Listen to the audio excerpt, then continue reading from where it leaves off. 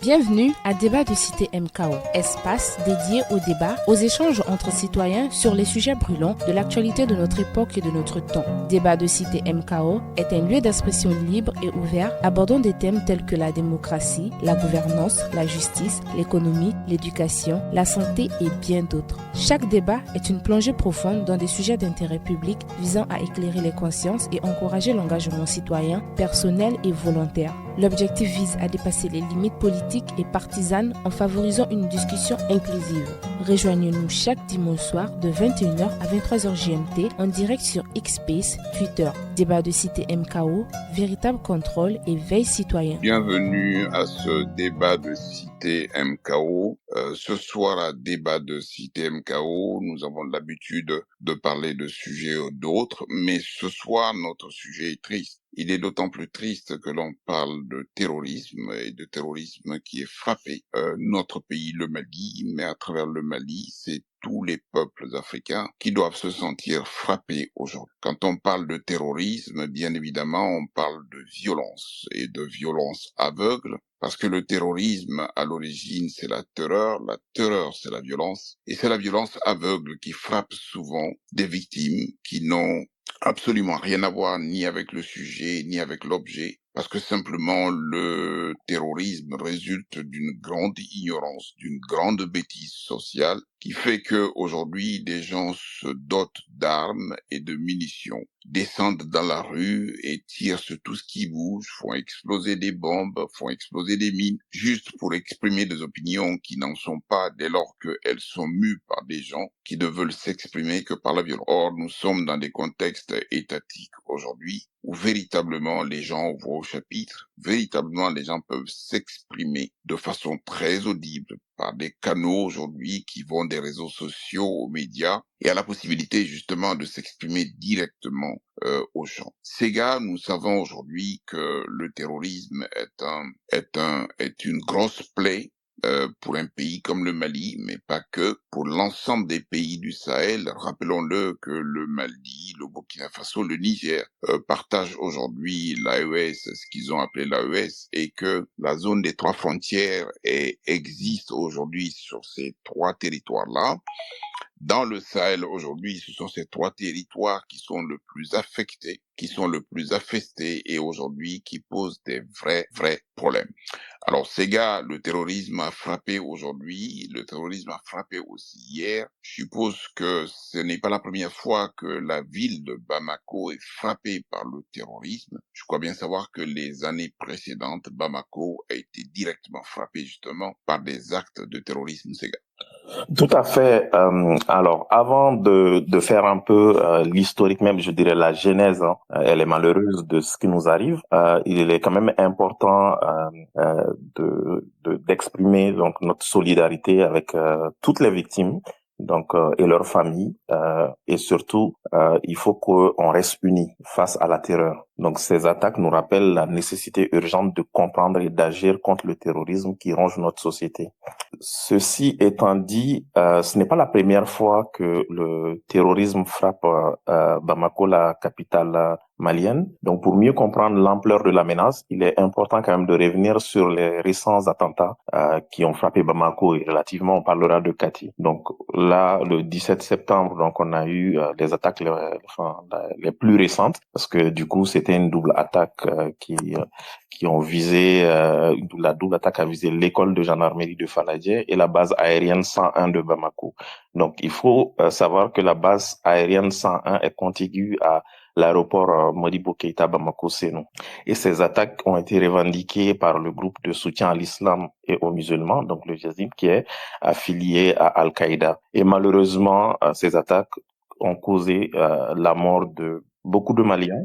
Pour l'instant, même si on n'a pas de bilan officiel, nous avons des bilans qui ont été rapportés par la presse et surtout à l'école de Faladje, à l'école de gendarmerie. Ce qu'il faut savoir, c'est que c'était une école. Donc l'école de gendarmerie, donc il y avait des élèves gendarmes qui suivaient une formation. Mais le centre abrite aussi des unités d'élite donc de la gendarmerie. Et tandis que la base 101 est un point stratégique pour l'armée de l'air malienne et surtout aussi pour nos nos partenaires étrangers. Donc, ces deux points stratégiques ont été malheureusement la cible d'attaques terroristes le mardi. Donc, c'est ce qu'on va essayer de comprendre. Mais avant cela, je dirais que le 22 juillet 2022, bon, là, on n'est pas à Bamako, mais on est à 15 kilomètres de la capitale, donc à Kati. Il y a eu une tentative donc d'attaque djihadiste en utilisant des véhicules bourrés d'explosifs. Cette attaque a visé directement, si on peut dire ainsi, le cœur de notre dispositif de défense, non loin de la résidence du président de la transition, le colonel Assimi Goïta. Et cette attaque aussi s'inscrit dans une logique de terreur visant à déstabiliser la transition, le pouvoir en place et à affaiblir tout de même la capacité du Mali de riposter de façon générale. Donc, avant cela, le 20 novembre 2015, donc on peut dire qu'il y a eu une attaque à l'hôtel Radisson Blu de Bamako qui avait été pris d'assaut par des terroristes également. Donc là, le 20 novembre 2015, donc causant la mort de 22 personnes, dont des étrangers. Et d'ailleurs, on peut dire que c'est cet événement qui avait mis en lumière plus ou moins la vulnérabilité de la capitale malienne Bamako face à des attaques organisées par des groupes terroristes, djihadistes, qui cherchant quand même à frapper des cibles symboliques pour attirer l'attention internationale. Ce qu'il faut noter, c'est que ces attaques montrent une escalade tout de même dans la stratégie des groupes terroristes qui, après avoir concentré leurs actions dans le nord et le centre, cherchent désormais à frapper les symboles de l'autorité à Bamako et ses environs. Ce qu'on peut dire je ne sais pas si tu veux ajouter quelque chose, mais sinon... En rappelant simplement que, en plus de l'hôtel Radisson, la terrasse, qui est un café-bar de Bamako, a fait l'objet d'attaques également. Absolument. Et au-delà de la terrasse, il y a également l'hôtel Nord-Sud qui avait été attaqué, mais malheureusement, il n'y a pas eu de victimes civiles. Donc, mais l'attaque de la terrasse a été aussi assez spectaculaire. Et je me rappelle également d'un centre de payage à l'entrée de Bamako qui a fait l'objet d'attaques également, où des personnes ont été tuées à bout portant par les canons des terroristes. Est-ce à dire aujourd'hui, ces gars, que la capitale du Mali n'a plus de mystère pour les terroristes et que Bamako est aussi une cible comme toutes les autres cibles, à savoir Mopti, Gao, Tombouctou, partout où les attaques terroristes ont lieu? Ça veut dire qu'aujourd'hui, plus rien ne peut empêcher les groupuscules terroristes de s'en prendre à la capitale du Mali. Absolument, Bamako est vulnérable au même titre que toutes les villes maliennes. Aujourd'hui, on peut dire que c'est peut-être un phénomène nouveau pour les Maliens qui vivent dans la capitale, mais le centre connaît régulièrement donc ces genres d'attaques et le Mali subit une attaque terroriste depuis 2012. Donc Bamako, c'est vrai que on estimait que c'était assez éloigné du théâtre des opérations, enfin de la zone d'action, si on peut dire ainsi, des groupes terroristes qui étaient concentrés dans le nord. Mais ce qu'il faut noter, c'est que ces dernières années, l'armée malienne et ses partenaires ont tout de même intensifié donc des actions offensives vers des fiefs djihadistes. Et cela a eu pour conséquence, si je peux dire ainsi, pulvériser le terrorisme.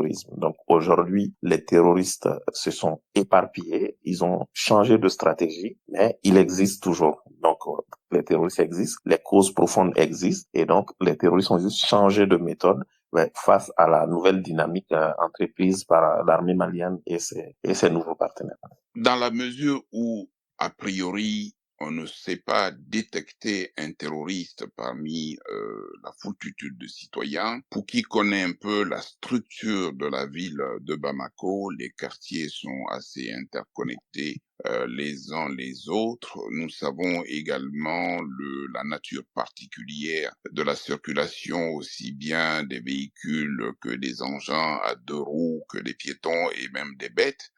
Nous savons également que la population bamakoise n'est pas tout à fait la première population disciplinée dans le cadre du comportement qu'ils peuvent avoir dans le cadre d'une ville donnée. Tout cela peut éventuellement constituer des terreaux absolus justement à un terrorisme qui peut être rampant. Et d'ailleurs, les opinions qui s'expriment à Bamako notamment indiquent que les grandes réunions religieuses, notamment dans le cadre du Maouloud, de la naissance du prophète Mahomet, paix et salut sur lui, ont été souvent les vecteurs de concentration humaine, notamment à l'occasion de la grande réunion qui a été donnée au plus grand stade de Bamako, où les gens se sont entassés, sans doute pas beaucoup de contrôle par-ci par-là. Est-ce que tu penses que cela a été aussi un facteur aggravant qui a permis, par exemple, à des groupuscules terroristes de se mélanger à ce monde-là et éventuellement d'opérer, parce que c'est dès le lendemain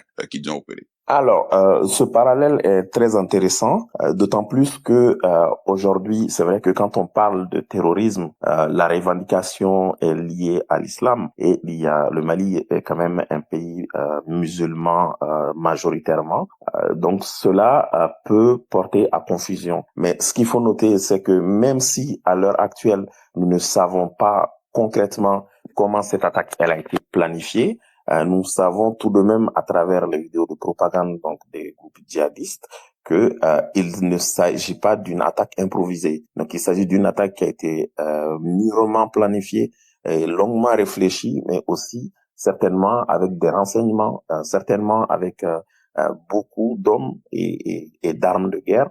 Et donc, je ne pense pas aujourd'hui, en tout cas avec les informations que nous avons, même s'il y a des complicités à Bamako, ce qui est certain, je ne pense pas que ces terroristes-là viennent, en tout cas, de Bamako. Donc, on sait que ils sont venus de loin, et je ne pense pas qu'il y ait de lien avec les différents courants religieux qui sont dans la capitale, même si certains peuvent être plus ou moins favorables aux revendications des groupes terroristes. Ça, c'est le premier aspect. Maintenant, le deuxième aspect que je peux souligner par rapport à ce contexte est que c'est vrai que Bamako, comme tu l'as souligné, est une ville aussi avec plusieurs entrées. Donc, on peut rentrer à Bamako par plusieurs, je dirais à partir des 4 points cardinaux. Et donc, ce qui fait que c'est une ville qui est assez complexe à verrouiller. Et je ne pense même pas que ce soit la solution. Verrouiller une ville permettrait d'empêcher des terroristes, des groupes terroristes de rentrer, surtout dans ce cadre-là où eux-mêmes ils appellent une opération spéciale. Donc, il ne s'agit pas en réalité d'une attaque armée frontale, mais il s'agit plutôt de faire mal, de toucher des symboles, d'attirer l'attention et voilà de retourner. Donc, il n'y a pas une volonté de prendre Bamako, par exemple, des groupes terroristes. En tout cas, aujourd'hui, même s'ils en ont la volonté, je ne suis pas certain qu'ils en ont la capacité à le faire. Mais au-delà de cela, je pense aussi que ce qui est spectaculaire, c'est quand même l'audace. Donc, certainement, ce qui est assez clair, c'est qu'il s'agit d'une opération kamikaze. Donc, tous ces jeunes-là qui malheureusement ont attaqué, donc que ce soit l'aéroport, que ce soit l'école de gendarmerie, ils savaient plus ou moins qu'ils allaient périr. Donc, on l'a vu dans des vidéos de propagande où ils faisaient même des fatwas, donc des prières, des genres de dernières prières, de derniers messages, en espérant qu'ils vont terminer dans le paradis. Donc, il s'agit plutôt d'une attaque kamikaze, d'une attaque suicide, mais qui va donner beaucoup plus d'écho et qui fera donner de la légitimité donc à ces groupes terroristes-là pour que finalement contraindre Bamako à dialoguer. Sans doute oui, ça peut être des pistes sur lesquelles on peut ouvrir des réflexions, mener des analyses. Ce qui est clair, les deux cibles aujourd'hui en ce qui concerne les attaques de la nuit de lundi à mardi sont des cibles militaires. Tu l'as rappelé, la base 101, c'est quand même le bastion de l'armée de l'air du Mali, et c'est aussi le bastion qui a derrière les aéroports de Bamako. D'abord pour servir de base arrière en matière de sécurité, et puis deuxièmement, c'est aussi la base 101 qui abrite un certain nombre de dispositifs de l'armée de l'air, et visiblement, il a été indiqué que à cette base aérienne devraient stationner des drones et que les djihadistes qui se sont infiltrés de ce côté-là sont venus à la recherche de ce drone, et on a vu des images qui ne sont pas du tout confirmées, justement, qui laissent croire que des aéronefs ont été incendiés sur la piste de l'aéroport, reste à confirmer. Et deuxièmement, s'approcher déjà de cette base aérienne me paraît être quelque chose de comme un exploit, dans la mesure où c'est une zone qui est barricadée, ce d'autant plus que la base 101 est très peu distante de l'aéroport de Bamako, et on a vu également des djihadistes qui se sont infiltrés dans le hall de l'aéroport, justement pour tirer sur les instruments et les installations de l'aéroport. Et apparemment, il est dit également qu'ils ont pu s'infiltrer dans le salon présidentiel de l'aéroport de Bamako. Et la troisième cible étant l'école de gendarmerie. Il faut rappeler quand même que ces trois sites-là sont dans un rayon de près de 10 kilomètres environ, ou un peu moins de 10 kilomètres. Ça veut dire que, comme tu l'as dit, ces attaques étaient non seulement bien programmées, mais en même temps, ces attaques étaient ciblées. On peut se poser la question de savoir combien d'hommes sont intervenus sur ces espaces-là, et deuxièmement, comment ces hommes peuvent-ils intervenir sur ces espaces-là et armés sans que personne ne voit venir, même s'il est vrai que les opérations ont commencé à 5 heures du matin.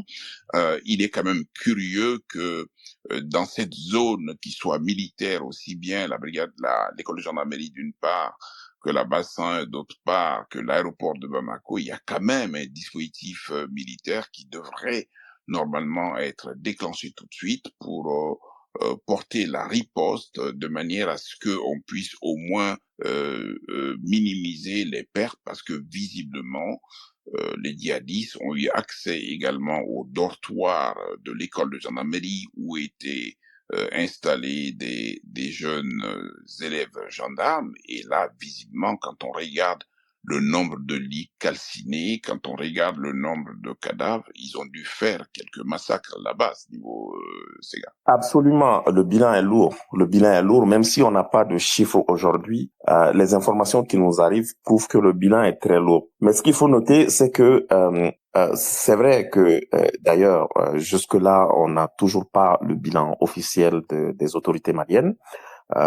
Cette attaque, elle était beaucoup plus complexe que ce que Bamako a l'habitude de connaître. D'autant plus que quand vous regardez le mode opératoire, quand vous regardez la façon dont les djihadistes ont pu pénétrer dans l'aéroport, parce que ce qu'il faut noter, c'est que l'aéroport fait partie des trois symboles de communication du pouvoir.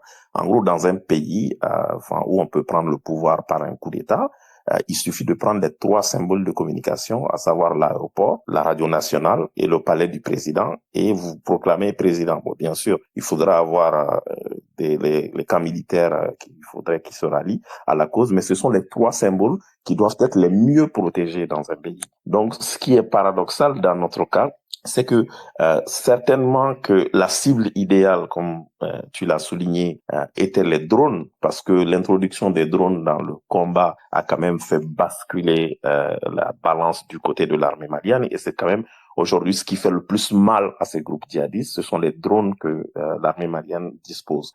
Le bilan était très lourd, on aura certainement les chiffres. Le bilan était très lourd, et ce bilan, il ne faut pas le minimiser, parce que ces élèves gendarmes sont aussi des citoyens maliens engagés pour le Mali et qui méritent toute la compassion de la République, qui méritent tous les honneurs de la République. Maintenant, en ce qui concerne le fait que ces djihadistes, ces groupes terroristes, disons ainsi, ont pu intégrer ces endroits stratégiques, prouve à suffisance que c'est une très grosse opération qui a été très longuement planifiée, donc avec, comme je l'ai dit, de la récolte d'informations, avec énormément de complexité, mais aussi avec de la légèreté, parce que un aéroport est un symbole important, comme je viens de le rappeler, et c'est pour cela que je suis étonné de voir que jusqu'à présent, on n'a pas vu de tête tombée, les responsabilités n'ont pas été situées, mais cela doit être le cas. Donc, ça, c'est le premier point que je voulais aborder par rapport à cela. Maintenant, ce que je peux ajouter à cela, c'est comme deuxième point, c'est que quand même, on a vu un léger changement plus ou moins. Autant on a été laxiste plus ou moins quant à la perpétuation et à la réussite plus ou moins de cet acte odieux, autant la riposte, elle a tout de même été à la hauteur de l'attaque, parce que tous les enseignants ont été tués, contrairement à celui de Radisson, où quand même on a eu pas mal de difficultés, en gros, mais même si on a fini avec aussi l'aide des partenaires à tuer, à éliminer, disons ainsi, les terroristes, celui de Bamako a été beaucoup plus rapide. Après, certes, il y a eu des détonations un peu plus tard dans la journée, mais ces détonations-là, parce que on voit très bien sur les images de propagande des djihadistes que ils étaient quand même préparés, ils venaient pour des aéronefs, pour des avions. Donc, ils avaient de quoi mettre en feu un réacteur, par exemple. Donc, ces images-là ne sont pas l'objet de controverses. Donc, je pense que l'attaque a été longuement planifiée, donc les cibles ont été longuement identifiées, il y a eu énormément de complicité en interne, il y a eu du laxisme également, et c'est ce qui a conduit à cela. Maintenant, on ne peut continuer qu'à s'incliner devant la mémoire de tous ceux qui sont tombés, y compris les victimes civiles surtout, parce que l'aéroport est fréquenté par des civils, donc les victimes civiles, y compris les blessés graves. Donc l'hôpital du Mali a reçu des blessés. Donc tous ces gens-là méritent la compassion de la nation, mais l'armée malienne a quand même réussi à prendre très rapidement le contrôle de ces zones-là et à éliminer tous les assaillants. J'imagine que la part de surprise a été énorme dans cette attaque-là. J'ai comme l'impression que les gens étaient démunis justement de ce côté de Bamako et que la concentration était donnée donc sur des zones de grosse tension telles que le nord du Mali, la partie de Kidal jusqu'à Tinzaouaten, le centre du Mali et puis le nord-est du Mali où il y a eu quelques attaques sporadiques, visiblement pour arriver à attaquer ces endroits et prendre possession un temps soit peu de l'aéroport de Bamako. Cela dénote sans doute de ce que quelque part quelque chose n'a pas marché. Est-ce que tu penses aujourd'hui que l'armée nationale du Mali, les autorités militaires sont à même aujourd'hui d'informer l'opinion de ce qui n'a pas marché, de comment ces terroristes ont pu se retrouver au cœur des dispositifs centraux de la République du Mali, l'aéroport du Mali, la base 101 et l'école de gendarmerie qui ne sont pas rien justement dans ce qui représente aujourd'hui le symbole de l'État. Est-ce que des enquêtes sont susceptibles d'être ouvertes? Est-ce que des suites peuvent être données à ces enquêtes? Est-ce que des têtes peuvent-elles tomber, ces gars? Ça, je dirais, c'est une obligation, d'abord pour la mémoire des défunts, mais aussi et par la suite pour rassurer la population malienne. On doit savoir donc concrètement ce qui s'est passé et comment cela a pu être fait et quelles sont les dispositions qui ont été prises ou qui sont prises dans les jours à venir pour que ce genre d'événement ne se répète plus. Maintenant, au-delà de cela, je pense aussi que c'est quand même important de souligner que dans le conscient collectif à Bamako, la guerre c'est dans le nord et à la limite nord et le centre. Donc on n'a jamais intégré cette perception que le Mali est un pays en guerre contre le terrorisme et que il n'y a pas de petites ou de grandes cibles. Donc toutes les cibles, tous les sites historiques, nous pouvons tous être victimes du terrorisme comme partout dans le monde. Donc ça c'est important. Et cet état d'esprit ne se manifeste pas seulement que dans la tête du Malien lambda, du Malien de la rue, mais aussi on trouvera ce même état d'esprit chez nos forces de l'ordre, chez nos policiers. Donc on est un peu, on baisse souvent la garde, si je veux dire ainsi, quand on est à Bamako. Donc ça c'est aussi un comportement certainement qui doit être revu. Les sites stratégiques, leur sécurité aussi, bon, malgré tout ce qu'on peut penser, euh, l'accès, l'infiltration, parce que le seul communiqué qu'on a eu reçu officiel, donc disait qu'il y a eu une tentative d'infiltration à l'école de la gendarmerie, même si le communiqué dit que la tentative a échoué. la tentative aurait pas dû faire autant de victimes. Donc, si on était quand même sur nos gardes. Donc, je pense que les Maliens méritent aujourd'hui des réponses claires et des réponses honnêtes de la part des autorités. Cela n'est pas face au terrorisme, il n'y a pas de divergence. Face au terrorisme, il n'y a pas ce qu'on dit de politique. On doit tous être unis, mais on a aussi le droit de savoir ce qui s'est passé et de connaître la vérité. Exactement. La deuxième étape de nos échanges, Sega, vont nous amener à parler de comment on se retrouve dans un contexte de terrorisme bien ciblé, et tu l'as bien rappelé, ça a commencé par le nord du Mali, notamment par les zones Touareg, Arabes et Sonrai. C'était assez bien ciblé, c'était là-bas que les premières attaques ont eu lieu. Je parle notamment d'avant 2012 et je parle notamment depuis 1963, aux premières époques des rébellions Touareg, parce que tout est parti de là. Le deuxième élément, c'est que le centre a été infesté dans des conditions que l'on sait. Le centre qui a vu donc l'installation de la Katiba du Massina, qui est une des jonctions de Al-Qaïda. Et autour de la Katiba du Massina, on sait le leader politico-militaire qui est donc Amadou Koufa. Et on sait également jusqu'où cette région centre du Mali a été infestée par le terrorisme et a donné l'occasion aux terroristes non plus de s'installer à l'extérieur du Mali pour attaquer le Mali. Il est clair que depuis une dizaine d'années, ils sont installés tout à fait sur le territoire national, et il leur arrive d'ailleurs d'avoir des populations sous leur joug. Il leur arrive également de lever l'impôt, il leur arrive également de mettre en place un système de gouvernement, souvent au vu et au su des gens sans que rien ne se passe, comme s'il y avait une automaticité du transfert de pouvoir entre l'armée nationale d'un côté et la Katiba du Massina pour ce qui concerne le centre.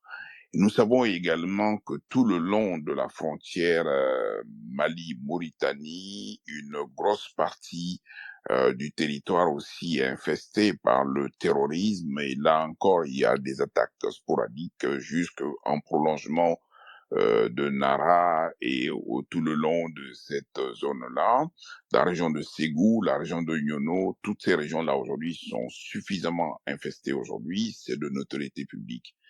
Alors, de là-bas à venir aujourd'hui vers Bamako, tu l'as rappelé, Bamako, c'est pas une première étape. Nous avons eu la terrasse de Bamako, nous avons eu l'hôtel Radisson et nous avons eu quelques attaques bien ciblées à Bamako. Mais aujourd'hui, nous voyons que les dernières attaques sont assez ciblées. Est-ce à dire aujourd'hui, Sega Diarra, que le terrorisme désormais est implanté au nord, est implanté au centre, est implanté au nord-est et est en train de s'implanter également sur le territoire de Bamako? Alors, merci pour cette question et surtout pour l'éclairage et plus ou moins l'historique, la genèse que tu viens de faire par rapport au terrorisme et surtout ses origines chez nous.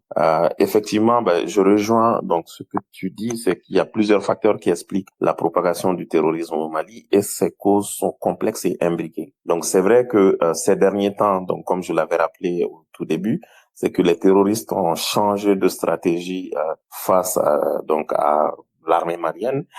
Et donc aujourd'hui, les terroristes ne tiennent plus de ville concrètement, mais font de l'ubérisation. En gros, ils sous-traitent, ils délocalisent, ils créent des petits groupes, des indépendants du terrorisme et qui sont des petits groupes qui sont assez autonomes et qui font juste des allégeances et qui reçoivent du financement, de la formation et des armes. Mais à cela, moi, j'ai identifié 4 points quand même comme cause du terrorisme de façon générale, parce que je ne peux pas dire que le terrorisme s'est aggravé parce que on n'a pas de nouveaux terroristes à mon sens. Donc les différents groupes qui étaient là sont toujours les mêmes, plus ou moins actifs. Donc ils ont changé de stratégie aujourd'hui et on a vu que Bamako est dans leur ligne de mire. Après, ça peut être juste un one shot, mais en tout cas faire des coups spectaculaires pour faire parler d'eux au lieu d'occuper des villes. Donc ceci étant dit, pour moi, il y a d'abord la fragilité de l'État et l'effondrement sécuritaire. Donc, la faiblesse des institutions, de nos institutions, exacerbée par des décennies de conflits internes, tout cela a créé un vide sécuritaire que les groupes armés exploitent pour s'implanter. Et d'ailleurs, il y a des rapports assez intéressants de l'International Crisis Group qui soulignent que le manque de gouvernance et l'absence de services de base dans de nombreuses régions ont favorisé l'enracinement des groupes terroristes. Donc ça, c'est indéniable. Mais personnellement, moi, je pense aussi que le deuxième facteur, c'est le rôle des écoles coraniques dans le centre du Mali. Donc, bien que les écoles coraniques jouent un rôle crucial dans l'éducation de nombreux enfants, euh, certains sont soupçonnés d'être des foyers de radicalisation. Et là-dessus, je me base sur des études de Carnegie Endowment for International Peace qui dit que ces élèves peuvent servir de lieu de recrutement pour des groupes armés, en particulier dans les zones rurales où l'État est peu présent. Et donc, je pense que cela nécessite une urgence quand même de réformer ces institutions pour garantir un enseignement qui respecte non seulement les valeurs de l'islam, mais aussi de tolérance et des valeurs modérées. Et en troisième point, je peux parler aussi quand même de ce qui peut être vu comme nouveau dans notre conflit, c'est l'influence des conflits régionaux et l'implication de forces étrangères. Donc, comme vous le savez tous, le Mali subit plus ou moins le contre-coup de tous les conflits qui se passent aujourd'hui dans le monde, mais aussi dans le Sahel. Il y a des alliances changeantes, notamment l'implication de Russes qui complexifie davantage la situation en créant plus ou moins un environnement propice aux alliances stratégiques entre groupes terroristes et milices locales. Et ça, on l'a vu à l'attaque de Tinzaouaten, on a vu pendant les dernières attaques du nord du Mali, où le gouvernement malien, les gouvernements maliens et burkinabés ont ouvertement accusé le gouvernement ukrainien d'accointance avec des groupes terroristes et des groupes indépendantistes. Et là-dessus, il y a des études de l'Africa Center for Strategic Studies qui montrent aussi que ces dynamiques transfrontalières amplifient la violence et rendent la situation encore plus difficile à gérer pour les autorités locales. Donc, et en dernier point, je dirais qu'il y a des facteurs socio-économiques. Le Mali est un pays pauvre. La pauvreté, le chômage et le manque d'accès à l'éducation de qualité rendent aussi les jeunes vulnérables à l'influence des groupes extrémistes. Et on a vu des jeunes qui ont commis ces attaques-là, ils ont à peine la vingtaine. Et donc, ce sont souvent ces mêmes jeunes qui se sont retrouvés donc enrôlés dans des groupes terroristes, attirés par des promesses de revenus ou d'appartenance. Donc, pour moi, ces points-là sont quand même assez complexes et imbriqués qui peuvent être les causes de ce que nous subissons aujourd'hui. Sans compter que depuis une dizaine, quinzaine d'années, sur le sujet du terrorisme de façon générale, nous avons eu des approches à la fois distinctes, diverses et très, très disparates. Je me souviens par exemple qu'en 2012, lorsque les territoires du Nord ont été occupés, et qu'on a demandé à l'armée française d'intervenir. On sait le contexte qui a été celui de l'intervention de l'armée française. On sait également comment les armées africaines ont été mobilisées. Et cette première étape s'est terminée dans un contexte où véritablement on était dans une situation de ni paix ni guerre parce qu'on n'était pas arrivé à bout d'un terrorisme après plusieurs années de présence des armées étrangères, sans compter que l'approche qui a été déployée sur le terrain était une approche assez difficile à comprendre. Nous avons du tout militaire qui a été déployé sur le terrain en donnant l'impression aujourd'hui qu'on pouvait arriver au bout de ce terrorisme-là, notamment en pulvérisant ces terroristes sur les territoires où ils s'étaient implantés. 2012, 2013, bien évidemment, nous avons reconquis le territoire à l'exception de Kidal. Et la démarche qui a permis de négocier tantôt avec des groupes rebelles qu'on a distingués des groupes djihadistes en tant que tels et qui ont été plus ou moins imposés dans le schéma est une situation qui n'a pas sans doute facilité les approches sur le terrain. sans compter que aujourd'hui beaucoup d'observateurs viennent à s'interroger sur la collusion et les jonctions possibles entre les groupes rebelles d'un côté qui ont accepté à un moment donné de discuter avec l'État du Mali dans le cadre des accords d'Alger et tous les autres groupuscules rebelles sécessionnistes qui se sont retrouvés dans le sillage de Al-Qaïda ou du JNIM dans des conditions où véritablement il y a une collusion. Il est clair aujourd'hui que la rupture qui est intervenue entre le gouvernement de transition militaire vis-à-vis de l'accord d'Alger d'une part et la situation particulière que nous vivons avec un pays comme l'Algérie d'autre part et sans compter la situation qui prévaut à la frontière mauritanienne de troisième part, ces gars, tout ça fait un mélange presque indissoluble aujourd'hui qui vient plutôt envenimer la situation plutôt que de régler parce que la perte d'une bonne partie du territoire national par l'occupation de groupuscules armés, souvent impossible de les distinguer avec les groupes rebelles d'un côté et les groupes terroristes de l'autre.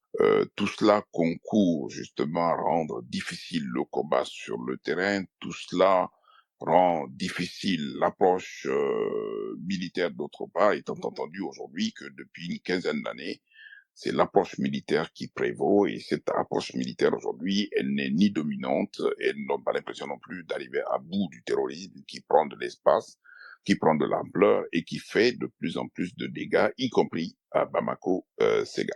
Tout à fait. Ce que tu dis est d'autant plus pertinent que pour lutter contre cette menace, il faut une combinaison de stratégie militaire et politique. Et comme tu l'as dit, LT, tu l'as rappelé d'ailleurs, malheureusement, on a raté des opportunités de paix. En 2015, donc je prends le dernier en date, on avait une opportunité d'aller vers la paix. Cependant, l'accord de paix qui a été signé ne satisfaisait aucune des deux parties. Et donc, ce qui a conduit à la reprise des hostilités plus ou moins. Parce que d'un côté, il faut souligner tout de même que les sponsors de cet accord-là, si je peux dire ainsi, ont péché par le fait que ils n'ont pas réussi à réviser l'accord pour quand même prendre en compte les griefs des deux parties qui étaient plus ou moins des griefs légitimes. Donc moi, je pense que le plus difficile pour des belligérants, c'est de s'asseoir à la table de négociation. Et malheureusement, donc on a raté cette opportunité de paix. Et donc, on était plus ou moins l'accord d'Alger, qu'on l'aime ou qu'on l'aime pas. D'ailleurs, personne ne l'aime des deux côtés. Il avait le seul mérite d'amener un semblant de paix, enfin une quiétude, pendant un moment. Mais on a vu aussi la capacité, on a vu aussi les limites donc de ceux qui ont signé l'accord de paix avec le gouvernement malien dans la maîtrise, dans leur contrôle sur les groupes terroristes. Donc au final, on a signé l'accord de paix en espérant que la branche plus ou moins politico-indépendantiste qui se battait allait convaincre les irrédentistes donc à rentrer dans les rangs, à rentrer dans l'accord et qu'on allait connaître de meilleurs jours. Et malheureusement, eux aussi ont péché par cela. Donc l'accord n'a pas empêché les attaques terroristes de continuer et tous les mécanismes mis en place, que ce soit pour le suivi, que ce soit pour donc ont été un échec. Et au-delà de cela, on a vu que l'accord a été violé à plusieurs reprises donc par les parties concernées. Et tout cela montre quand même que, même si au départ il y avait un semblant de paix, il était arrivé à un moment donné où l'accord est devenu caduc de lui-même. Donc, c'est vrai que quand les autorités militaires, donc quand il y a eu le coup d'État militaire intervenu au Mali, donc les autorités militaires ont eu à faire face à cette crise. Et les militaires n'ont que de solutions militaires à un problème. Donc malheureusement, le terrorisme, il fait une combinaison de politique et de militaire. Et donc, on est parti donc sur une solution militaire. Cette solution, elle a donné des résultats sur du court terme, comme toute solution militaire, mais on savait tous que sur du long terme, ce n'était pas une solution viable. Donc maintenant, ce qu'il faut faire, c'est que bien que l'armée malienne ait intensifié ses opérations, et il est quand même clair que la solution militaire seule ne suffira pas. Donc les forces armées doivent être aujourd'hui encore mieux formées et équipées, mais surtout encadrées pour mener des opérations respectueuses des droits humains et centrées sur la protection des civils. La coopération avec des partenaires la coopération avec des partenaires internationaux doit être vraiment réorientée pour maximiser l'efficacité tout en minimisant les frictions politiques locales, des frictions politiques au niveau international. Maintenant, une fois qu'on aurait réussi donc ce pari-là, je pense que il faudra envisager une solution politique et le dialogue. Et là, il est essentiel de rétablir ce dialogue-là. Et ce dialogue, il doit être vraiment inclusif et avec toutes les communautés locales et avec tous les belligérants afin de renforcer l'état de droit. Et d'ailleurs, selon les recommandations de la Stockholm International Peace Research Institute, il faut intégrer des approches qui favorisent en fait la réconciliation et l'inclusion des acteurs locaux dans le processus de paix. Donc maintenant, comme dernier point que je pourrais dire par rapport à cela, vu que j'ai évoqué donc dans les causes les écoles coraniques, il va falloir réformer des écoles coraniques et faire la promotion de l'éducation. Aujourd'hui au Mali, il faut combattre l'idéologie extrémiste et il est indispensable de contrôler, d'encadrer tous les enseignements dispensés dans les écoles coraniques, des programmes éducatifs qui doivent être soutenus, même si l'État n'a pas les moyens, par des ONG, où on a vu des exemples avec Human Rights Watch, donc qui ont fait de très belles recommandations de réforme pour intégrer des matières générales dans ces curriculums de ces écoles coraniques-là. Donc, et c'est ce qui va offrir ainsi aux jeunes des perspectives autres que l'extrémisme. Sans doute, mais je pense qu'on est véritablement là dans un contexte de politique publique qui doit être global. Le Mali fait partie de ces pays-là qui a intégré l'enseignement coranique dans l'enseignement général. Il est important aujourd'hui que, de ce point de vue-là, les politiques publiques intègrent davantage les écoles coraniques basiques pour les intégrer dans le dispositif de l'éducation nationale. Ça, c'est un premier point. Il est important également de suivre un peu ce qui se passe dans les mosquées et dans les lieux de prière de façon générale. Je suis personnellement estomaqué par l'attitude d'un certain nombre de personnes qui, au moyen d'un micro, d'une image ou d'un son, arrivent aujourd'hui à prendre la parole publique et transmettre des messages qui peuvent être ahurissants. D'abord des messages qui sont loin d'être laïques, d'une part, et d'autre part des messages qui peuvent être à l'origine d'un certain nombre de réactions qui soient incompréhensibles. Quand on passe en revue un peu tous ces prêches qui sont récités par-ci, par-là, notamment les gens qui, parce que simplement le net, les réseaux leur sont ouverts, le nombre de TikTokers aujourd'hui d'imams ou de soi-disant imams qui prêchent des choses complètement abominables, une atteinte grave, souvent à l'intégrité physique des personnes, à l'intégrité physique du genre humain, notamment les femmes, dont on indique des prescriptions qui seraient originées par le Coran, alors même que cela ne résulte absolument de rien. En ce qui concerne justement la djihad ou le djihad, tout ce qui est prôné justement le long de nos mosquées, le long des prêches, peuvent éventuellement donner quelque part froid au dos. Et quand on regarde d'ailleurs le nombre de procédures qui sont déclenchées contre des imams ou des soi-disant imams au titre d'atteinte grave à la liberté d'expression, d'atteinte grave à telle et telle liberté, qui font l'objet de poursuites une fois, deux fois, trois fois, qui sont condamnés, qui reviennent.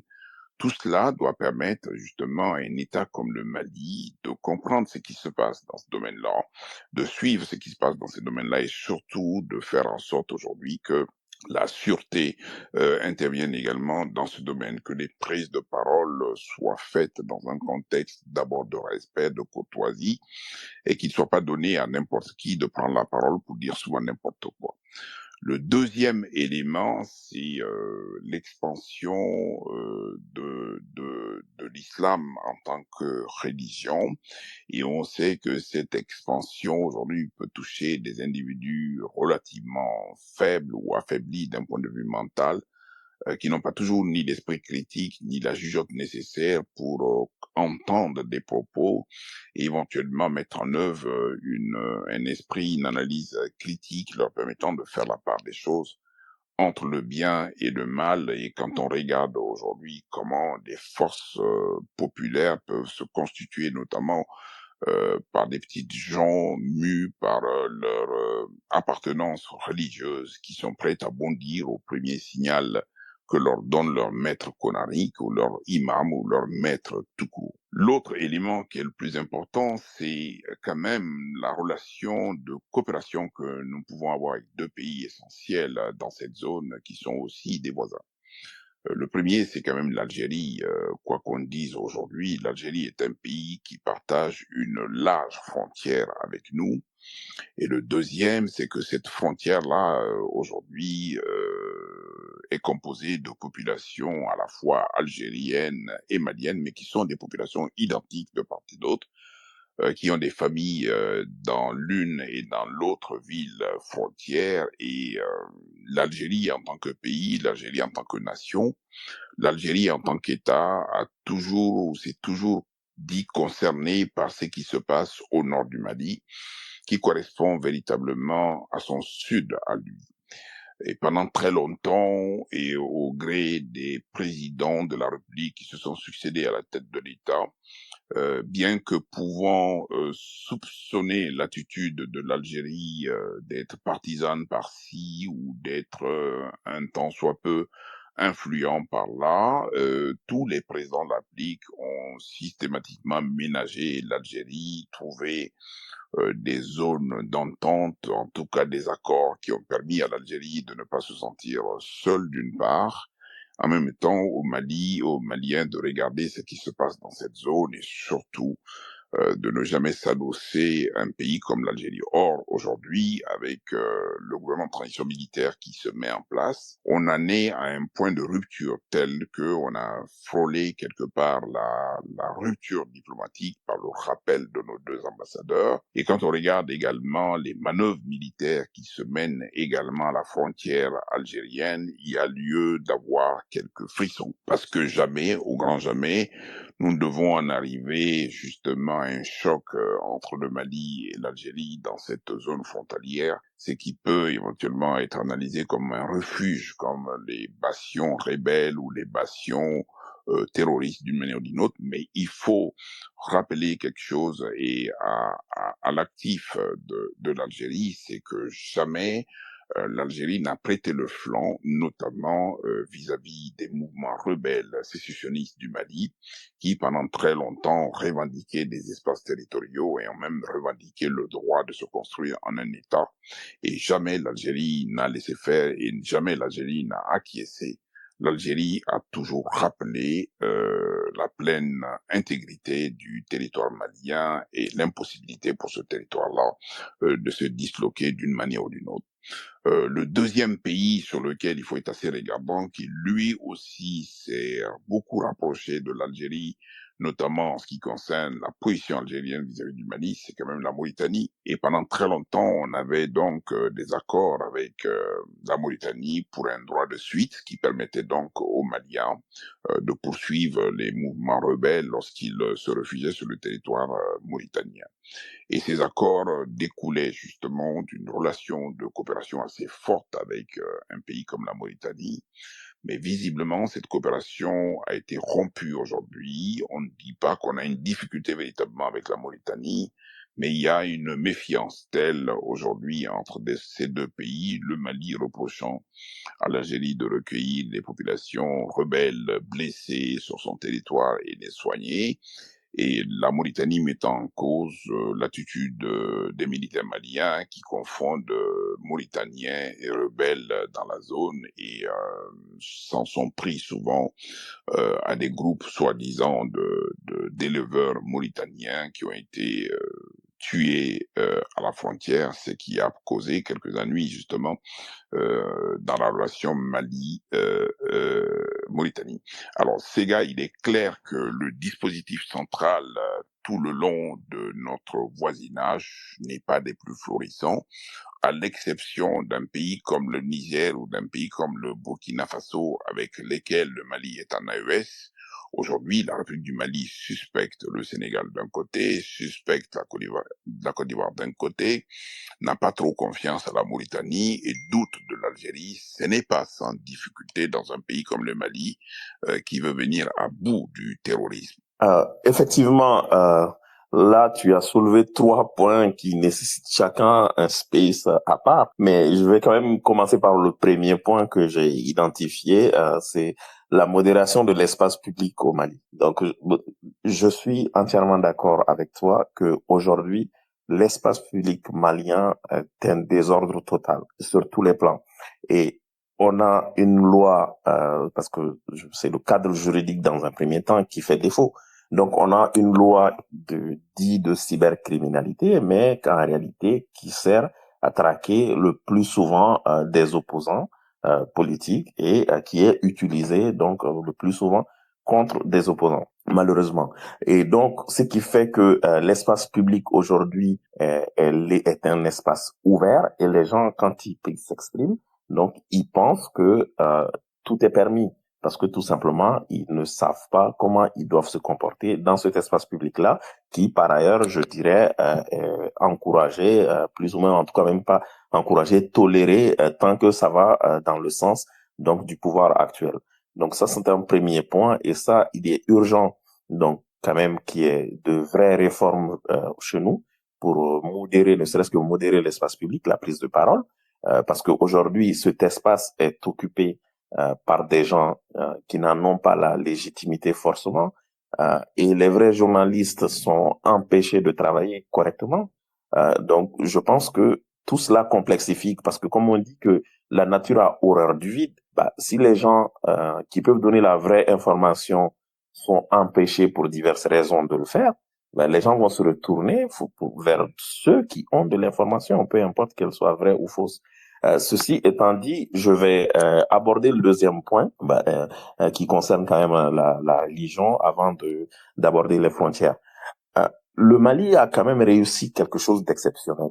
Donc, quand tu as parlé des imams qui font des prêches incendiaires, c'est que à la conférence nationale de 92, on a été, je peux dire ainsi, l'un des rares pays à pouvoir organiser une religion. Parce que vous le savez tous, dans l'islam, il n'y a pas d'intermédiaire. Donc, normalement, les musulmans n'ont pas de chef. Donc, ce qui complexifie donc l'intégration de cette religion-là, par ailleurs, qui n'est pas seulement du domaine de la foi, mais aussi qui n'est pas forcément du domaine spirituel, du domaine de foi, mais oui, c'est ça. Mais qui comment dirais-je, qui touche aussi la vie des citoyens. Donc, on a réussi cet exploit-là à créer ce qu'on appelle un Haut Conseil islamique du Mali. C'est quelque chose d'extraordinaire. Et ça a été un très bel instrument aux mains des politiques qui l'ont utilisé pour canaliser, pour pouvoir, en tout cas, plus ou moins contrôler les agissements, donc que ce soit des leaders, mais aussi des prêcheurs. Et donc, ça a plus ou moins très bien marché. Et à chaque fois qu'on se rend compte que il y a des dérives, et quand on regarde un peu en arrière, on se rend compte que on n'a pas utilisé à bon escient, ou en tout cas, on n'a pas mieux utilisé cette organisation-là. Mais je pense que c'est un outil qui peut nous servir, en tout cas en ce qui concerne les prêches dans les mosquées et tout, d'avoir un discours plus ou moins républicain. Donc ça, c'est très important à souligner. Maintenant, le dernier point que tu as abordé, tu as d'ailleurs très bien détaillé, je suis entièrement d'accord avec toi. Il y a du feu à toutes nos frontières. Et aujourd'hui, on tient, mais sur la durée, ce n'est pas une situation tenable. Il faut faire la paix avec ses voisins. Personne ne peut s'épanouir s'il ne parle pas avec ses voisins. Donc, c'est très indispensable. Et le cas de l'Algérie est assez emblématique. L'Algérie et le Mali sont liés, je peux dire, en fait, on a des liens de sang. Le Mali a vraiment aidé l'Algérie pour son indépendance, pour la guerre d'indépendance. Les combattants algériens étaient réfugiés ou même préparaient donc les attaques à partir du Mali. Le Mali fournissait de la logistique, le Mali fournissait des moyens. Le Mali avait même monté un bataillon de Morts et de Touaregs qui devait monter jusqu'à Tizaouaten pour l'indépendance de la libération de l'Algérie. Bon, ça n'a pas eu lieu finalement, ça n'a pas été nécessaire. Donc, à partir de là, le Mali était dans une fédération également qui s'appelait la Fédération du Mali. Et cette fédération, qui était composée à la fin par le Mali et le Sénégal, les divergences tiennent leur source, leur racine en partie à la position, au soutien du Mali à la libération, à l'indépendance de l'Algérie. Donc, on peut ainsi dire que le Mali a même accepté donc de perdre sa fédération pour que l'Algérie puisse être un pays indépendant. Et les Algériens n'ont pas été ingrats envers le Mali. L'Algérie a de tout le temps été du côté du Mali, mais avec vous savez, dans la vie d'une nation, donc les hommes changent, les mentalités changent. Il y a des moments, il y a eu des moments de difficulté, il y a eu des moments je vais dire, idylliques. Mais ces derniers temps, ce qu'on constate tout de même, c'est que euh, le fait que nous n'avons pas d'approche politique à notre crise et que nous avons que des solutions militaires, cela contraste un peu avec la vision que l'Algérie a de la crise malienne. Donc pour l'Algérie, le Mali a des difficultés, mais aussi le Mali a des groupes indépendantistes qui méritent d'avoir toute leur place dans la République, mais tout en garantissant l'unicité et l'indépendance du Mali. Maintenant, c'est aux politiques d'aller en détail et de comprendre qu'est-ce que c'est que avoir une place dans une république et de travailler cela. Maintenant, si on fait du tout militaire, donc je pense que cette voie n'a plus lieu d'être. Et je rappelle quand même que tous les accords de paix signés entre le gouvernement malien et les groupes séparatistes depuis, comme tu l'as souligné, Tamaracet, tout a été fait sous la tutelle de l'Algérie. Et c'est l'Algérie qui a été garant de tous les accords de paix. Et au-delà de cela, l'Algérie et le Mali partagent une communauté. Donc c'est ça qui est très important. L'Algérie et le Mali partagent une communauté de même que la Mauritanie. Et donc, on a des familles maliennes qui ont des cousins, des frères, des sœurs qui se retrouvent de l'autre côté de la frontière. Et cela n'a pas empêché l'Algérie d'aider le Mali dans sa lutte contre le terrorisme. Déjà, pour que les armées occidentales puissent venir au Mali, pour nous aider en 2012, il a fallu que l'Algérie autorise tous ces avions-là à survoler son espace aérien. L'Algérie a été le tout premier pays à fournir un avion rempli d'aide humanitaire à l'arrivée des combattants libyens. Donc après la chute de Mohamed Kadhafi, l'Algérie a de tout le temps été du côté du Mali. Mais si je dis du Mali, des citoyens maliens, même si il arrive des fois qu'elle approuve pas la politique menée par Bamako. Donc l'Algérie est un pays ami. Il peut avoir des frictions, il peut avoir des moments assez difficiles, mais en plus, le Mali n'a aucun intérêt à entrer en guerre avec l'Algérie. De toute façon, on n'en a pas les moyens. Donc, je pense que le débat il est clos à ce niveau-là. Maintenant, en ce qui concerne la Mauritanie, tu l'as aussi rappelé, depuis 2008. Donc, depuis 2008, le Mali avait un accord de poursuite avec la Mauritanie. On se rappelle, la Mauritanie venait jusque dans la forêt de Ouagadougou traquer des groupes terroristes au Mali. Et d'ailleurs, la Mauritanie accusait à cette époque le Mali de laxisme face aux groupes terroristes qui sévissaient sur cette bande-là. Donc, la menace aujourd'hui qui pèse sur le Mali, la crise malienne, on peut se demander pourquoi cette crise-là ne traverse pas les frontières. Mais tout simplement parce que la Mauritanie a adopté, comme je l'ai dit tantôt, une solution mixte, et une solution militaire et une solution politique. Et donc, la Mauritanie est tranquille et c'est ce qui doit être en fait le souci de tout dirigeant. Donc, je pense qu'aujourd'hui, la Mauritanie est dans une situation assez fâcheuse. Donc, il y a eu des incidents que tu as rappelés tout à l'heure, qui sont réels. Et ces incidents, je pense, ont été plus ou moins bien gérés politiquement. Il y a eu des délégations qui sont parties d'un côté et de l'autre côté. Maintenant, en ce qui concerne l'Algérie, la situation est un peu beaucoup plus complexe parce que aujourd'hui, le Mali a décidé unilatéralement de quitter donc le cadre d'échange de l'Algérie. L'Algérie a essayé par des manœuvres à faire revenir le gouvernement de Bamako plus ou moins dans la voie qu'elle souhaite. Et malheureusement, ce n'est pas ce qui a été choisi. Et donc, ce qui fait qu'aujourd'hui, l'Algérie veut tout de même pouvoir, en tout cas, jouer le rôle qu'elle a toujours joué dans la crise malienne, à savoir être du côté du peuple malien. Si je dis peuple malien de façon globale, y compris ceux qui ont pris les armes contre le gouvernement. Donc, du coup, l'Algérie serait toujours dans une démarche politique, dans une démarche qui permettrait à tout le monde de vivre ensemble et de cohabiter ensemble. Donc, je pense que ces incohérences, ces incompréhensions trouveront leur solution, d'autant plus que nous sommes dans une situation de transition. Donc, qui dit une transition dit une fin. Et donc, l'Algérie vient de procéder à une élection présidentielle. Donc, même si c'est le même qui a été réélu, le président Tebboune. Donc, je pense que sa politique pourrait éventuellement changer et en fonction de l'évolution de la situation aussi sur le terrain. Parce que ce qu'il faut noter, c'est que Kidal la ville de Kidal a toujours été, si je peux dire ainsi, le point de négociation, mais aussi la porte d'entrée donc pour l'internationalisation de notre crise.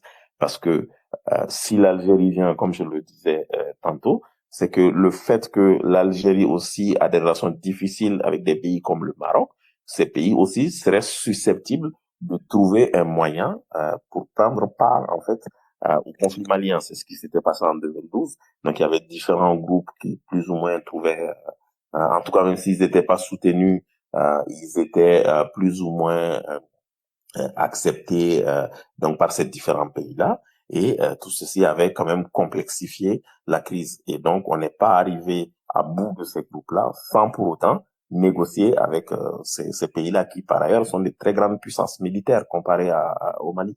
Donc, je pense qu'aujourd'hui, la solution est de continuer à renforcer l'armée malienne, de faire la paix avec les voisins, notamment la Côte d'Ivoire, ne serait-ce que pour régler le problème d'électricité à Bamako. Donc, il faut faire la paix avec la Côte d'Ivoire. Il faut faire la paix avec l'Algérie. L'Algérie est un pays de dialogue. L'Algérie est un pays qui a tout le temps été du côté du Mali. On peut politiquement arriver à ses fins sans pour autant prendre des armes. Et je pense que la Mauritanie, en ce qui concerne la Mauritanie, c'était des incidents. Maintenant, on a un niveau où la Mauritanie ne veut pas voir nos soldats sur son territoire. Donc, je pense que ces périodes passeront parce que de par le passé, on a déjà collaboré ensemble, on a déjà échangé. Et donc, on avait même créé, avant le G5 Sahel, donc on avait créé une forme de coopération avec la Mauritanie. Il y avait déjà un projet d'armée commune. Maintenant, l'Algérie ne participera pas à ce genre de projet. L'Algérie a une doctrine où elle ne combat pas sur un territoire étranger. Mais par contre, l'Algérie peut accorder des droits de poursuite sur son territoire, ce qui fut le cas par le passé. Donc, on avait le droit par le passé de poursuivre les gens sur le territoire algérien. Le fait qu'on soit sorti de l'accord d'Alger, aujourd'hui, l'Algérie ne va plus accepter de voir des opérations militaires à ses portes au risque de riposter. Et ce qui ne fera que nous mettre dans une spirale d'engrenage. Dernier point avant de revenir donc au space. Pendant très longtemps, on était réticent à l'idée de vouloir entamer des négociations avec les personnes avec lesquelles on est opposé. Tu as parlé donc de nos frontières directes qui sont des États, mais au-delà des États, nous avons tous ces groupes rebelles et tous ces groupes terroristes. Pendant très longtemps, dialogue après dialogue, les Maliens ont exprimé le vœu qu'on entame des discussions avec Koufa, qui est donc la ramification de Al-Qaïda au centre, mais aussi avec Iyad Agali, qui est l'ennemi public numéro 1. La difficulté avec Iyad Agali, c'est qu'il avait été décrété persona non grata non seulement par la France, mais également par les États-Unis. Est-ce que l'une des pistes de solution véritable, c'est aussi d'entamer des discussions avec ces deux personnages qui sont représentatifs du terrorisme qui menace le Mali, d'une part, et d'autre part, quels sont les cadres probables de la discussion, étant entendu que ces deux personnages prônent l'islamisme total. Ils veulent qu'aujourd'hui, on mette en place un État islamique qui soit dominé par la charia. Alors, ce que je peux dire, c'est que d'abord, pour ouvrir les négociations, les discussions dans le contexte comme le Mali, il y a un momentum. En gros, il y a une opportunité de négociation. Et malheureusement, à chaque fois qu'on a négocié et en tout cas, le groupe Bamako n'a pas été satisfait, c'est que Bamako a négocié étant en position de faiblesse. Donc, quand on a le couteau sous la gorge, on n'a pas beaucoup de levier pour pouvoir mener à bien une négociation. Donc là, on avait eu une opportunité systématiquement après la prise de la ville de Kidal ou même bien avant, où l'armée malienne avait quand même pris un ascendant remarquable et farouche sur tous les différents groupes. C'était une opportunité de dialoguer. Malheureusement, on a raté cette opportunité-là. Et là, la situation commence à se dégrader. Et en espérant que on aura d'autres opportunités dans l'avenir, mais les négociations doivent être très inclusives. Comme je l'ai dit tantôt, c'est vrai que les groupes terroristes sont assez organisés, il y a une hiérarchie, il y a des chefs. Euh, la négociation doit aller au-delà en fait des groupes terroristes, parce que le terrorisme trouve en fait son terreau dans une frustration générale. On a vu les jeunes recrutés sont des jeunes Maliens. Donc, ils ne viennent pas de l'étranger pour nous imposer quelque chose. Ce n'est pas du temps de Sékou Amadou ou de El Hadji Oumar Tall, pardon, excusez-moi, c'est pas du temps de El Hadji Oumar Tall où on a un conquérant qui vient d'ailleurs avec des armes pour nous imposer sa foi et sa religion. Donc, aujourd'hui, on a des Maliens qui sont frustrés, des Maliens qui ne sont pas contents, des Maliens qui ne se sentent pas dans la République, qui prennent des armes, donc des Maliens qu'on peut appeler séparatistes, indépendantistes, mais aussi d'autres qui revendiquent euh, euh, raisons politiques. Donc, oui, Yada Gali est le chef incontesté en tout cas de la branche malienne donc des groupes terroristes. On a déjà négocié avec Yada Gali. Yada Gali a déjà été conseiller à la présidence du Mali. Il a déjà été ambassadeur du Mali. Donc, c'est quelqu'un que nous connaissons. Maintenant, le fait que il est devenu infréquentable, le fait qu'il a tué énormément de nos enfants, le fait qu'il a commis des actes abominables, je pense que Yad s'est tout seul exclu des négociations. Maintenant, est-ce que c'est possible de trouver une solution à Yad Gali? C'est plutôt dans ce sens-là qu'il faut poser la question. Moi, je pense que oui. Je pense que oui, d'autant plus que l'Algérie peut être un facteur aidant pour que Yad Gali puisse rentrer dans les rangs, pour que Yad Gali puisse rentrer dans la République. Mais ceci ne se fera pas sans pour autant prendre en compte un certain nombre de revendications. Tu l'as souligné tantôt, la mise en cause de la laïcité, la forme républicaine de l'État, un certain nombre de valeurs que nous avons, mais au final, même si ces valeurs sont universelles, dans la pratique, on se rend compte que il est possible d'ajuster ces valeurs-là. Il est dans une république, dans une démocratie, tout est possible. Donc, je pense que on doit s'orienter vers ces genres de solutions. Il y a des cas, on a la Malaisie qui a bien intégré la religion dans sa constitution. Je pense que cela ne veut pas dire qu'on devient un État islamique, mais cela doit être la résultance donc d'un dialogue global qui intègre tout le monde, donc pas seulement ceux qui ont pris les armes, mais ceux qui n'ont pas pris les armes également, qui prend en compte les préoccupations de tout un chacun et qui fera en sorte que tout un chacun se retrouve dans une république. Donc on n'impose pas la république à quelqu'un. On a vu de surcroît les groupes terroristes. Nous l'avons essayé maintenant depuis plus d'une décennie. On n'y arrive pas. Donc je pense qu'il n'est pas exclu quand on aura des opportunités, des momentum de négociation, d'amener des approches qui permettront quand même d'avoir de la paix. Parce que ce qu'on oublie assez souvent, c'est que il y a des vies humaines en jeu.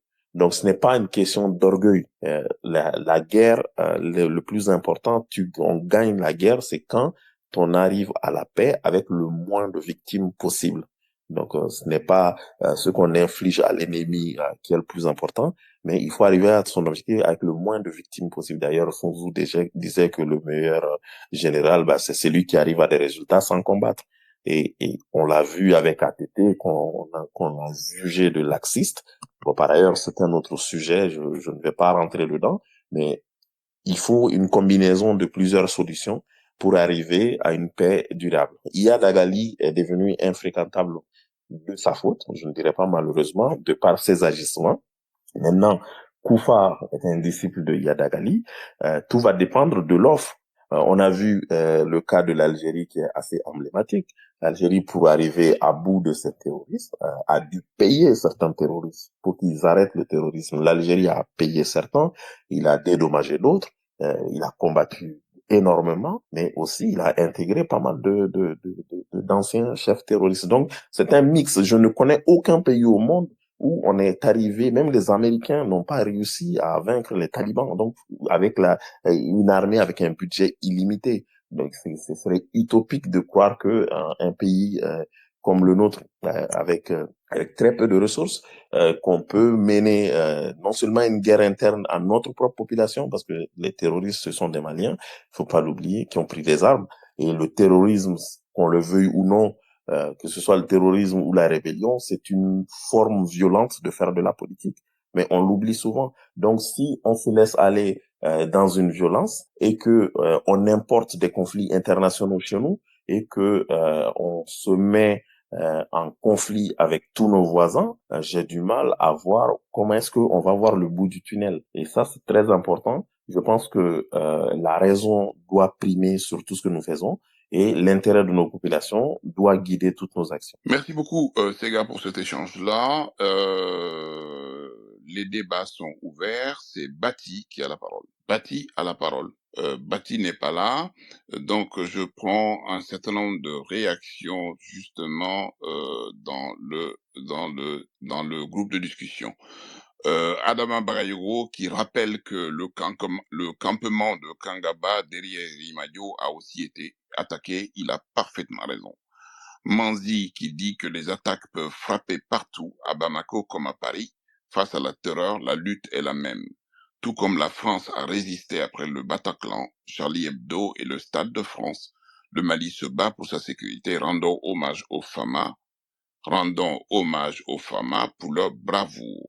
Kanaka qui dit le titre et ce qui est dit dans le space, il y a quand même une certaine distance. Il rappelle, le terrorisme ne passera pas, mais ici on dresse les manques des autorités et on fait appel à la négociation avec les terroristes, soyons sérieux. Alors comme vous êtes suffisamment sérieux, venez prendre la discussion justement pour vous exprimer. Bagaga qui dit à partir de Ségou qu'il monte PC opérationnel digne du nom, que tous les hauts gradés quittent dans le salon feutré de Bamako, il faut rassurer la population avec une présence accrue des FDS, nous tombons trop vite les bras, vous verrez quelques jours, tout viendra normal. Johanna Ange, trop tôt pour faire tomber des têtes, surtout le pays où il y a 5 dirigeants. Il faut des enquêtes minutieuses et situer les responsabilités. Oumar Diémé, l'Algérie est un problème dans la sous-région. Bagaga, prévisible, cette attaque, toutes les zones de Bamako est minée. Derrière Koulikoro, juste à 60 km de la capitale, je partais avec un ami, son champ sur le pont Yako Kayo.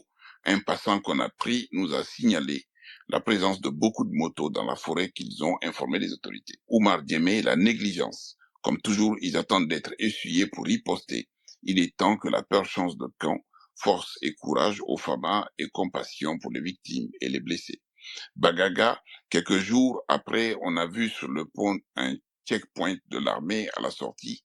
C'est fait juste 2 ans. Il faut un ratissage, installe des forces dans toutes ces zones jusqu'à Dioïla, Fana. Il est temps que nos autorités nous montrent que nous sommes un pays en guerre, trop de laxisme. Bakary Kané, suspect le Sénégal, à quel titre? Oui, le mot est peut-être trop dit. En fait, la confiance n'est pas. Voilà. Suspect sur la Côte d'Ivoire, à quel titre? Vous avez parfaitement raison, le mot est trop fort, sorti de ma bouche. N'importe quoi. Quel est l'intérêt du Sénégal de s'aborder la paix du Mali? C'est vraiment triste pour les populations qui sont les seules victimes de ces hérésies. Alors donc vous sautez sur une occasion pour véritablement faire le grand écart. Non, j'ai parlé de suspect, en fait, le mot est trop fort. Je voulais parler simplement de manque de confiance de part et d'autre. Je suis désolé. Est-ce que Bati est là toujours? Sinon, je donne la parole à Sogba et je donne la parole également à Inoussa. Donc, à Sogba, vous avez la parole. Bati, visiblement, n'est pas là. Donc, je le sors des intervenants. À Sogba, vous avez la parole. À Sogba, vous avez la parole. Votre micro. Si Sogba n'est pas là, est-ce que Issa est là? Bon, personne m'entend. Si. Bon. Maïga, Mohamed, vous avez la parole. Oui, maître, bonsoir. Bonsoir à tous. Je pense que l'espace, il est assez intéressant je salue, en fait, je vous salue d'avoir, en tout cas, organisé ce space-là qui démontre tout de même l'intérêt et l'urgence, en fait, de la lutte contre le terrorisme que nous sommes en train de mener et l'importance de toute la stratégie de défense, en fait, que l'État du Mali, le gouvernement actuel, en fait, est en train de déployer justement pour lutter contre ce terrorisme-là.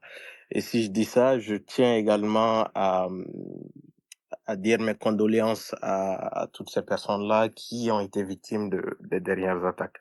Alors, il y a beaucoup de choses qui ont été dites. Je pense que, maître, je vais vous payer la cola après la discussion que je vais faire tout de suite, mais vous me permettrez, un temps soit peu, de revenir sur un nombre de choses, en fait, qui ont été dites et qui, à mon avis, justement, dessinent plutôt l'urgence, mais au-delà de l'urgence, en fait, dessine plutôt le mot qui a été employé, c'était le laxisme. Le laxisme, en fait, de nos militaires, ou en tout cas de la stratégie de défense qui a été menée, ou qui est menée présentement au Mali pour lutter contre le terrorisme. Pour moi, c'est pas du laxisme. C'est-à-dire, on est dans un combat contre le terrorisme, et dans ce combat-là, il y a des moments où Non, mais attendez, qui a parlé de laxisme? je pense que ça a été dit. Ça a été dit dans les commentaires, mais au-delà des commentaires, ça a été dit dans les propos en disant que il y a quand même un certain laxisme, justement, vis-à-vis, en fait, des attaques qui ont été menées Non, je pense les que dernières années. c'est dans les questions que j'ai lues tout à l'heure. Je ne pense pas que ni Sega ni moi-même aient parlé de laxisme des forces de défense et de sécurité. Dans ce cas, je retourne le mot. Voilà. Mais tout de même, Non, parce que surtout dans ce contexte-là, je vais pas oser dire. Je n'ai aucune qualification pour parler de laxisme, justement. tout de même, il y a quand même 2-3 points sur lesquels je souhaiterais revenir. Je pense que sur l'histoire du Sénégal, ça a été clair. Pour moi, il y a pas de suspicion, d'autant plus qu'il y a aucun des deux gouvernements, en fait, n'ont Non, fait une là, j'ai déclaration dans ce rectifié. J'ai sens-là. dit de la Justement, méfiance. J'ai oui, rectifié. Voilà. justement. Et même sur la question de la méfiance, maître, vous me permettrez tout de même de mettre, en fait, un point d'interrogation là-dessus, parce que jusqu'à présent, aucune des autorités des deux pays n'ont fait des déclarations là-dessus ou n'ont mené des actions qui peuvent, en fait, démontrer une méfiance, en fait, de l'État du Mali vis-à-vis de l'État du Sénégal, ou de l'État du Sénégal vis-à-vis de l'État du Mali. Ça, c'est le premier aspect que je souhaitais souligner. Le second aspect, c'est-à-dire qu'il y a 2 facteurs, ou sur les 4 facteurs qui ont été dits, en fait, qui sont, ou peut-être, en fait, des facteurs qui encouragent ou qui ont encouragé le développement du terrorisme, en fait, dans certaines régions du Mali, notamment la présence effective ou non de l'État dans certaines régions. Alors, ce n'est pas quelque chose qui est particulier aux régions du nord du Mali. On peut parler de la région de Kayes, on peut parler d'autres régions du Mali où, dans certaines contrées, réellement, la présence de l'État n'est pas effective. Mais cela n'a pas amené les populations de ces régions-là à prendre des armes contre l'État du Mali. Donc, à un moment donné, pour moi, ça va au-delà de la question de la présence effective, en fait, de l'État du Mali. Et pour moi, c'est une instrumentalisation de certains citoyens maliens qui appartiennent à certains groupes et qui bénéficiaient à un moment donné ou dans un contexte, en fait, particulier, d'un certain nombre d'avantages qui n'ont pas ou qui se voient, en fait, en tout cas petit à petit, se voient défaits, en fait, de ces avantages qu'ils ont, justement pour pouvoir instrumentaliser la mentalité d'autres concitoyens. Et il y a cet événement, et on se rappelle des premiers, ou en tout cas dans le contexte historique, les premières rébellions qui ont été effectuées, qui ont été appelées rébellions Touareg, qui en réalité n'étaient pas des rébellions Touareg. On se rappelle également de tout ce qui a été effectué en 91, dans les années 91, même si j'étais encore très très jeune à l'époque, mais j'ai quand même eu ces histoires-là, entendu ces histoires-là, et la stratégie de terrorisme, ou en tout cas les raisons ont changé dans les années 2000, 2015, 2013 et jusqu'à présent. Et il y a une forte instrumentalisation tant politique, en fait, extérieure, mais une instrumentalisation même sociale au sein de ces groupes de communautés-là. Donc, et je vais encore plus loin. La question du terrorisme, les tout militaires, pour moi, l'État du Mali n'est pas en train de mener les tout militaires. Et je me base, en fait, sur quelques faits tout de même. Euh, si je prends l'exemple, il y a des associations, des associations ou des groupements ad hoc, en fait, qui ont été formés dans certaines régions du nord du Mali, justement pour discuter avec des gens, pour pouvoir échanger, pour mener ces débats-là, pour pouvoir apaiser, en fait, la tension sociale qui existe et parfois pour amener les gens à sortir de ces groupes terroristes-là, à se défaire de ces groupes terroristes-là pour rejoindre, en fait, le rang des militaires. Donc, il y a quand même toute cette discussion non officielle qui sont en train d'être menées euh, par le gouvernement du Mali et qui viennent s'ajouter en fait à la stratégie militaire de lutte contre le terrorisme qui est en train d'être effectuée. Et je prends aussi l'exemple de l'association Irganda. Je pense que vous le savez très bien, l'ancien premier ministre en fait du Mali, Ousmane Issoufou Mega, qui est en train de faire un travail extraordinaire au sein de cette association-là pour mener les gens en fait sur la table pour pouvoir discuter avec les communautés locales et aller de l'avant et sortir en fait de ces terrorisme. Donc, la stratégie en réalité, certes, c'est qu'on voit officiellement, on peut se dire que c'est une stratégie des tout militaires, mais il y a des activités ad hoc en fait qui sont en train d'être menées au sein de la population. Et même la nomination du général Gamou comme gouverneur de la région des Gao démontre cette stratégie en fait, ou démontre cette volonté du gouvernement à discuter, à mener quelqu'un, ou en tout cas à donner le pouvoir nécessaire à une personne qui est reconnue tant auprès de la population des régions du Nord, mais aussi auprès des chefs coutumiers, justement à mener ces débats-là et à gouverner cette région-là. Donc, il y a tout un tas de stratégies qui est en train d'être menées pour sortir ou pour pouvoir sortir des crises. Et sur l'histoire de l'Algérie, et je m'arrête là. L'histoire de l'Algérie est quand même particulière.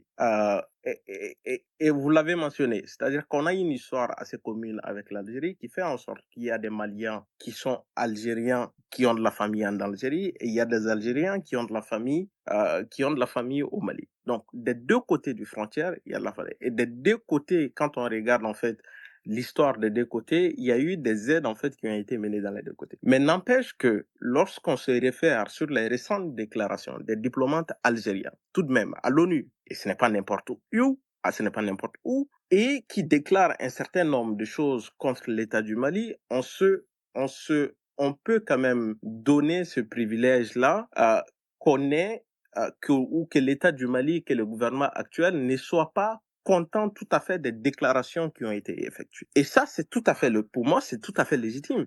Mais cela ne doit pas amener les deux États à un conflit assez majeur qui va mettre à mal en fait toute la lutte sécuritaire ou toute la lutte contre l'insécurité qui est en train d'être menée, non seulement pour l'Algérie, mais aussi pour le Mali. Et je pense que dans le conscient ou dans l'inconscient malien, on s'est dit tous, l'Algérie tout de même aide ou a aidé dans le temps des chefs rebelles à réfugier des chefs rebelles en Algérie.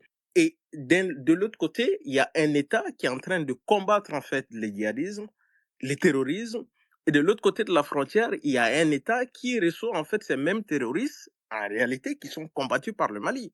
Donc, on peut se poser des questions. Est-ce que l'Algérie, malgré en fait toutes les preuves d'amitié que l'Algérie a effectuées vis-à-vis du Mali, est-ce que c'est le même Algérie ou c'est la même Algérie qui est en train de mener des politiques, si je peux dire, en fait, d'assistance à un certain nombre de rebelles et à un certain nombre de djihadistes, en fait, qui fuient les territoires du Mali et qui sont réfugiés en Algérie. Donc, c'est des questions quand même, tout de même pour moi, qui sont des questions assez légitimes que l'État du Mali se pose actuellement et qui peuvent en réalité figer la relation diplomatique qui peut exister entre le Mali et l'Algérie.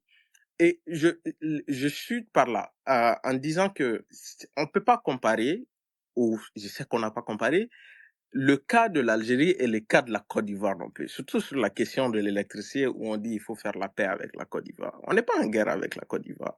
C'est uniquement une question contractuelle. Du moment où, à un moment donné, un des États n'a pas respecté ses obligations contractuelles et que la Côte d'Ivoire a décidé de réduire, en fait, en tout cas, la production pas la production d'électricité, mais la distribution d'électricité qu'elle faisait au Mali, elle est dans son droit. Mais maintenant, au-delà des questions en fait commerciales, il y a aussi la relation diplomatique qui peut faire en sorte que il peut y avoir le maintien de cette relation-là et impacter les questions commerciales ou les relations commerciales qu'on a entre les différents États, entre la Côte d'Ivoire. Mais au-delà de ça, il y a quand même des interrogations, là encore, qui se posent vis-à-vis de la relation entre le Mali ou vis-à-vis des actions, en fait, parfois qui peuvent être causées, parfois qui peuvent être posées par la Côte d'Ivoire vis-à-vis du Mali. Toutes ces réflexions amènent à une interrogation assez légitime, mais qui est réellement notre ami au-delà en fait des questions, au-delà des relations historiques qu'on a avec les différents États de la sous-région. Donc, je chute là, mais je voulais juste dire, oui, il faut faire la paix, mais il faut faire la paix dans un contexte assez spécifique. Il faut faire la paix avec les gens ou avec des personnes qui veulent en fait faire la paix avec l'État du Mali. Et c'est cela. On peut pas faire autrement. On peut pas aller au-delà, en fait, de ce qui est exigé ou de ce qui peut être exigible. Je m'arrête là. C'est très bien. Je Alors, donc, peux rappelons un répondre, peu. Comment? Oui, c'est vas-y. oui, ok. Merci, Monsieur Maïga. Il a soulevé 3 points importants. Je respecte votre opinion. Alors, le premier point concerne donc comme je l'ai dit tantôt dans mon Monsieur Diarra, introduction. Monsieur Diarra, je vais pas vous couper. Juste un dernier point que j'avais oublié. Si on veut vraiment faire le bilan de la sécurité au Mali, là, on peut pas le faire parce que c'est toujours en cours. Mais faisons le bilan de la situation sécuritaire avant la transition et le bilan de la situation sécuritaire après la transition. Est-ce que Oui, ça a mais évolué? Est-ce qu'il y a une grande Maïga, différence ou pas? je vais pas te couper non plus. C'est pas une question de transition ici ou pas de transition. Faut pas faire cette césure-là.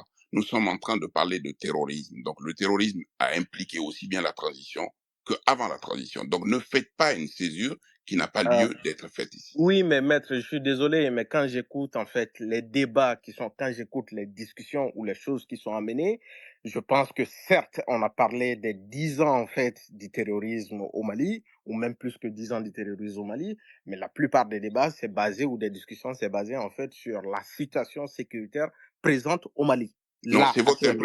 c'est votre impression, mais on est allé jusqu'en 2012, on est allé jusqu'à l'accaparement des territoires du nord du Mali. Alors donc, s'il vous plaît, on ne fait pas de césure, on évoque la chose dans son global. C'est Sega qui avait la parole. Ok, merci, maître.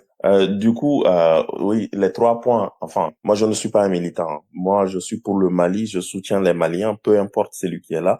Les pouvoirs viennent, ils partent, le pays reste. Et ce sont les citoyens ma préoccupation. Donc, quand je tiens mon discours, je ne vois pas en face celui qui a les manettes. Donc, parce que je sais qu'un pays est une continuité. Donc, le premier point qu'il a soulevé en termes de dialogue, euh, ce n'est pas l'idée de dialogue auquel moi j'ai, ou que l'idée de dialogue qui ramène la paix, qui l'a ramené en Birmanie. J'ai cité plein d'exemples ici. En fait, ce type ce n'est même pas du dialogue, ce type je dirais même, enfin, limite de débauchage, entre guillemets, a toujours été pratiqué par le Mali depuis les premières crises, depuis 91. Donc, le Mali a toujours joué là-dessus. On a même créé des groupes et qui étaient favorables. D'ailleurs, quand vous regardez les différents accords qui ont été signés, il y a certains groupes qui sont pro-gouvernementaux. Donc, cela ne date pas d'aujourd'hui. Et cette stratégie-là, on a vu aussi ses limites. Maintenant, je ne vais pas m'attarder sur ça. Le deuxième point, quand il a fait allusion à la nomination du général Gamou, c'est pas à Gao, mais c'est à Kidal.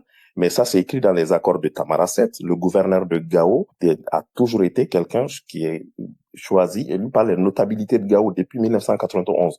Donc ça, ce n'est pas quelque chose de nouveau. Ça a toujours existé au Mali. Mais Donc, là, ce n'est pas une élection. non, j'ai dit, le gouverneur n'est pas élu. Sega, pardon. Les Je gars, peux continuer? non, s'il vous plaît, Oui. Sega, 2 secondes. Maïga et Dylan, il faut que l'on soit discipliné. On ne prend pas la parole ici tant qu'on l'a pas donné. S'il vous plaît. Sega, vas-y. Voilà, au Mali, les gouverneurs ne sont pas élus. Donc, du coup, ils sont nommés. Donc, mais ça, c'est depuis les accords de Tamaracet, donc, qui ont été signés, dans les années 91. Donc, jusqu'à aujourd'hui, le Mali a toujours respecté cela. Donc, maintenant, le dernier point en ce qui concerne l'Algérie, je comprends sa frustration et je la respecte. Mais ce qu'il faut noter aussi, c'est que, comme je l'ai dit, l'Algérie soutient le peuple malien. L'Algérie ouvre un couloir humanitaire aux Maliens. Que tu sois rebelle, que tu sois non rebelle, c'est les Maliens qui savent que lui, il est rebelle, lui, il ne l'est pas. Quand un civil court pour rentrer sur le territoire algérien, un civil malien, les Algériens l'acceptent. Et moi, je pense que ça, c'est un signe de générosité. Maintenant, la récente sortie de l'Algérie c'était des accusations. Donc, on ne peut pas dire que c'est l'Algérie a attaqué le Mali, mais l'Algérie a parlé du respect des droits de l'homme et du respect des droits humains. Et ce qui doit être la préoccupation première des autorités maliennes aussi. Parce que avant tout, c'est quoi la guerre? La guerre, ce n'est pas aller tuer tout le monde, vider le village et qu'on a gagné la guerre. La guerre, c'est gagner d'abord le cœur des citoyens. Quand on veut un territoire, c'est pour pouvoir gouverner. Mais qui on gouverne? Ce sont des hommes, ce sont des humains qu'on gouverne. Et ces humains-là, la priorité doit être de les protéger. Si l'Algérie fait si l'Algérie fait des remarques sur le Mali en ce qui concerne les violations des droits humains, moi je pense que la priorité des autorités maliennes aurait dû être d'ouvrir tout de suite une enquête. Donc pour montrer ne serait-ce que leur bonne foi aussi et de montrer que le Mali aussi est un pays qui est engagé dans le respect des droits humains. Donc je pense que la réponse, elle aurait pu aller dans ce sens-là. Et si les faits ne sont pas avérés, je pense que l'incident serait clos à ce niveau-là. Donc c'est facile aujourd'hui d'accuser un pays ami. C'est facile d'accuser un pays voisin. Mais à un moment donné, si tu te retrouves tout seul à jouer, tu n'as pas d'amis, je pense que il faut te poser la question si c'est les autres le problème ou c'est toi qui as un problème. Donc je pense que à un moment donné, il va falloir quand même que on fasse une rétrospection, qu'on se remette en cause complètement et qu'on ouvre qu'on comprenne le monde, parce que c'est ce qui est plus important aujourd'hui. Ce n'est pas parce que on a une force militaire c'est pas parce qu'on a un territoire qu'on y fait ce qu'on veut. Le monde fonctionne suivant des règles et ces règles-là s'imposent à tout le monde, indépendamment de où tu es, comment tu t'appelles, sur quel territoire tu es. Maintenant, la démarche de l'Algérie, moi, je l'ai trouvée trop forte, parce que la finalité, ce serait de demander éventuellement une protection des civils du Nord. Donc, c'est quelque chose qui va encore aggraver notre crise. Et moi, je pense qu'on n'en arrivera pas là. Mais en tout cas, il faut pas aller dans l'escalade, il faut aller vers la désescalade. Merci, Ségage. Mes chers amis, pour faire juste un récap. Premièrement, il est clair aujourd'hui que lorsque l'on dit que le terrorisme ne passera pas, il ne passera pas parce que si le terrorisme passe, il passe sur le cadavre des gens et indistinctement. Que l'on soit homme ou femme, que l'on soit blanc ou noir, que l'on soit jeune ou ancien ou vieux, le terrorisme ne fait aucun distinguo. Le deuxième élément, c'est que le terrorisme ne doit pas être un sujet politique. Il doit être totalement exonéré de politique parce que la démarche contre le terrorisme, la lutte contre le terrorisme, la mobilisation des moyens contre le terrorisme, le déploiement des moyens contre le terrorisme, la mise en œuvre des stratégies contre le terrorisme doivent résulter de l'ensemble des Maliens parce qu'en sens inverse, le terrorisme ne fait aucun distinguo. Le troisième élément, c'est que aujourd'hui la mobilisation doit être totale. Bien évidemment, vous ne pouvez pas empêcher des brebis galeuses se réjouir d'une connerie. Vous ne pouvez pas empêcher les brebis galeuses d'exprimer des choses plutôt désobligeantes. En toute chose, il y a de la bêtise. Mais les Maliens sensés, les Africains sensés aujourd'hui, restent conscients que le combat contre le terrorisme est un ultime combat qui doit mobiliser tout le peuple du Mali sans aucune espèce de distinction de race ni de religion. Il est clair que le terrorisme n'est pas, le signalement du terrorisme n'est pas la religion, et quelle religion d'ailleurs. Deuxièmement, il est clair que le terrorisme n'est pas ethnique, n'est pas communautaire, et que la confusion des genres, justement, donne des ratages complets, comme on en a vu à Bamako, des individus qui ont été brûlés vifs parce que simplement suspectés d'avoir été suspectés comme des terroristes parce que ayant un tel ou tel profil. Le troisième élément, c'est qu'il incombe aux autorités nationales aujourd'hui de prendre la parole, justement de dire ce qui est, de dire ce qui n'a pas été et surtout de dire ce qui sera demain et d'appeler à la mobilisation publique et à la mobilisation générale pour la lutte contre le terrorisme. Ça concerne le Mali aujourd'hui.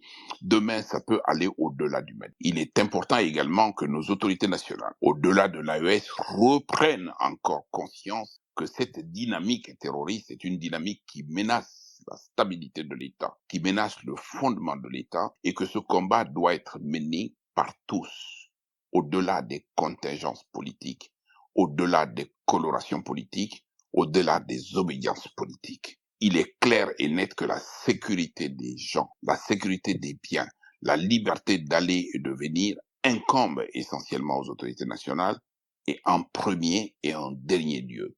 Il est clair aujourd'hui que c'est eux qui donnent le cap. Il est tout aussi clair que c'est eux qui mobilisent les troupes et que parlant de troupes, on parle de forces de défense et sécurité aujourd'hui, mais au-delà des forces de défense et sécurité, c'est tous les citoyens maliens qui sont susceptibles d'être mobilisés, qui peuvent être mobilisés justement pour mener ce combat à bien. Voilà, mesdames et messieurs, j'ai été ravi d'être là avec ces gars que je voudrais remercier et remercier toutes les personnes qui ont eu la gentillesse de prendre la parole en m'excusant auprès de vous pour avoir dépassé de 2h20 ce space qui devait s'arrêter normalement à minuit, heure de France.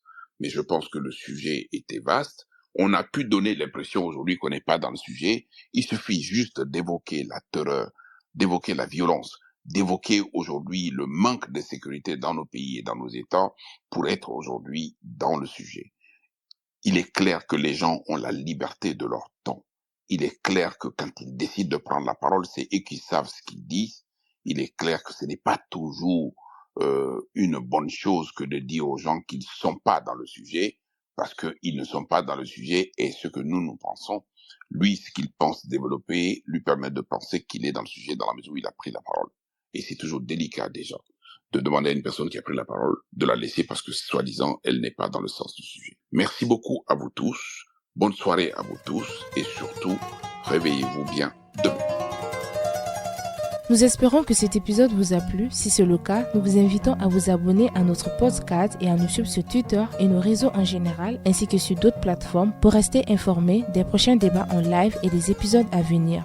N'hésitez pas à partager votre avis sur l'épisode. Nous sommes toujours reconnaissants lorsque vous vous exprimez.